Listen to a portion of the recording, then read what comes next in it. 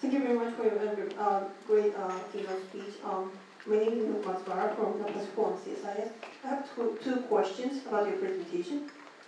So the first question is, as a professor at the Keio University, what do you think the universities in Japan should prioritize in terms of cybersecurity education?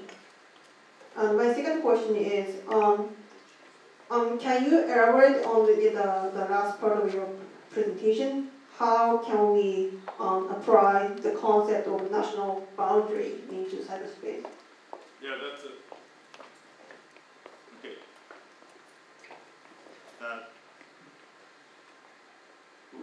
Okay, that's a good question.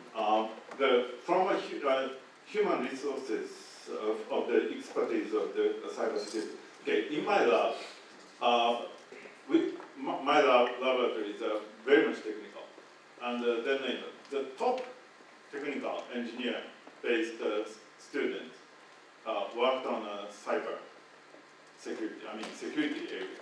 So those are the security engineer experts, and so we really need those kind of people as well. But then, as I mentioned, this is a very, very hard job, and so after getting a PhD degrees and graduate, and they very likely not working on security anymore. So so the position to hire them is going to be very important. But anyway, so your question is about the university law. So I really want the kind of a good understanding about the technology, and also the good understanding about actually the cyber security thing is basically you have to understand the technology, the basic technology for the traffics, and then how they can be blocked and protected, filtered, and what's the law. So basically, the technological education is at least to my understanding, my responsibility. That's how I feel. And so also but the cybersecurity and the relating to the second question, and probably answering to your second question. The cybersecurity, cyberspace, and global space versus national space issue is not on the cyberspace alone, internet alone. I mean, there is a global space versus a national space issue in there. So the only point is the question is it's already the connected space, and so that is an assumption now. So so the national policy has to be respected. Especially national culture has to be respected, and crimes beyond the border. There is again there is a interpolice, and those systems existed, and so there is a system already. I mean, we can utilize them for this space. So this is not that complicated, I believe. Even the global space, we already have the system to protect the people by nation without internet. So with the internet, then those organizations, those systems should be improved to work on that space. So I don't think that kind of conceptual change has been applied for the national boundaries.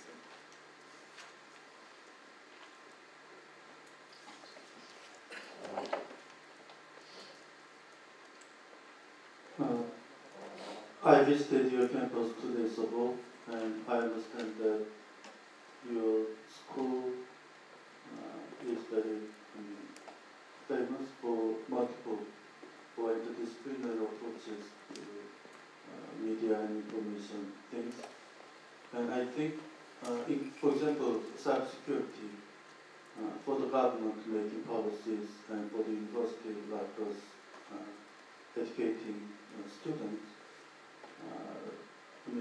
we should reflect technical things and policy and the law, legal things, and Yeah, I'd like to know your vision or idea about how to combine or how to make them cooperate.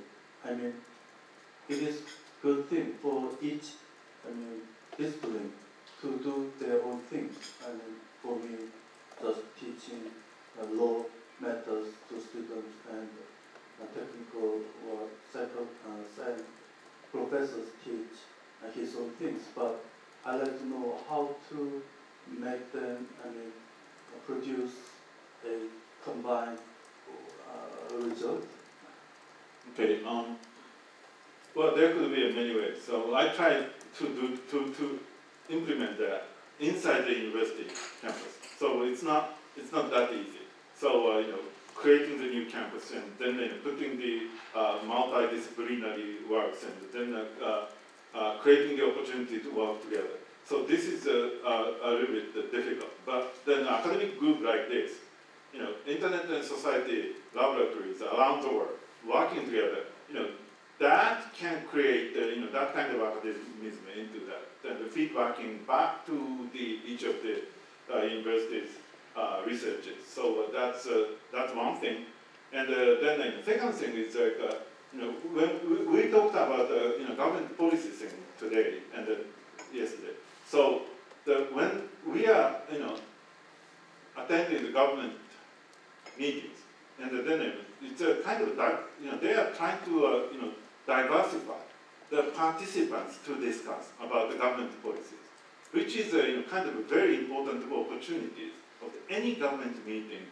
I've been in MEDI, MIC, the cabinet, any of them, they don't pick only me, who is kind of technical background and the internet background, but from the other, the national security people and policy people, law people, and then we discussed about it with the politicians. I mean, that experience is going to generate the kind of nice kind of merged discussion for the kind of futuristic view. So I think that there are a lot of opportunities among the academics and also academics working with the government. Those are the two major issues. By the way, I want to mention about the cybersecurity thing and about the university law. Very important one, and thank you for the question. I've been thinking about the kind of cybersecurity thing like this. The quantification of the risk is a university law.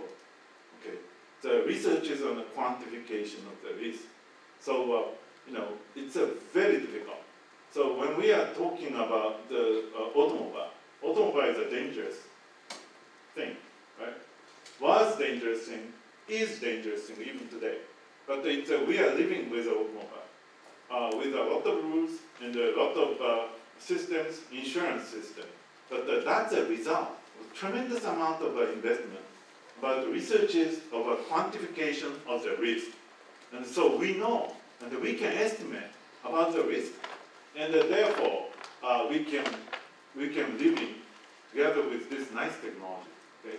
So the technology is sometimes dangerous, but we have to live with it, and then we have to work. But the medical science is the same thing. And how much money invested for the research of the risk about the medical care in the past? Unfortunately, I checked with that, comparing with the US and Japan. In the US, Japan. Okay. So, but anyway, so for the cybersecurity things, internet security, cybersecurity things, I think we really should work together by academics for the kind of trying to achieve the quantification of the risk. So probably that's one of the ways.